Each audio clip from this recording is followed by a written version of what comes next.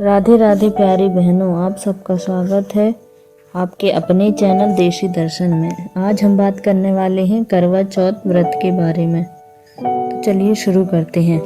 हर साल कार्तिक मास के कृष्ण पक्ष की चतुर्थी तिथि को करवा चौथ का व्रत रखा जाता है, जिसे सुहागिन महिलाएं अपने पति की लंबी उम्र की कामना से रखती हैं। साल 2025 में करवा चौथ का व्रत 10 अक्टूबर दिन शुक्रवार को रखा जाएगा। इस व्रत का पालन सुबह ब्रह्म मुहूर्त के समय सरगी खाकर किया जाता है। फिर पूरा दिन निर्जल और निराहार रहना होता है और रात को चंद्रमा के दर्शन करके चंद्रमा की पूजा करने के बाद ही व्रत खोला जाता है। इस दिन भगवान श्री गणेश, माता पार्वती और करवा माता की पूजा की जाती है।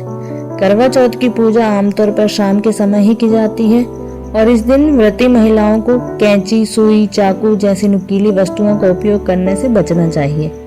मान्यता है कि इन चीजों का इस्तेमाल करने से व्रत का फल कम हो जाता है। शाम के समय पूजा के शुभ मुहूर्त में व्रती महिलाएं एक साथ बैठकर करवा माता की कथा पढ़ती या सुनती हैं।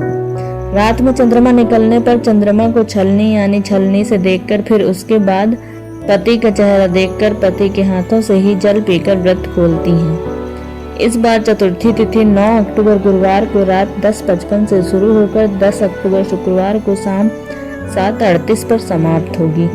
इस दिन ब्रह्म मुहूर्त सुबह 4:49 से 5:37 तक रहेगा। ब्रह्म मुहूर्त में सुबह 4:30 बजे तक आप सर्गी ग्रहण कर सकती हैं।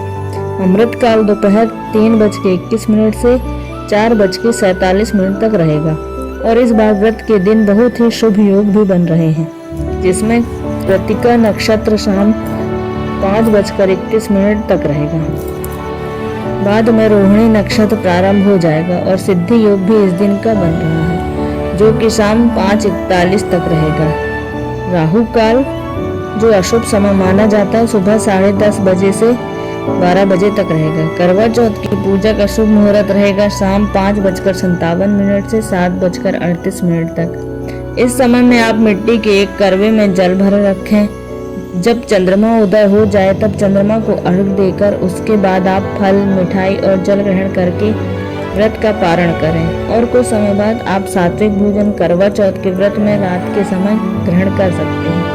चंद्रमा उदय होने का समय रहेगा 8:33 पर।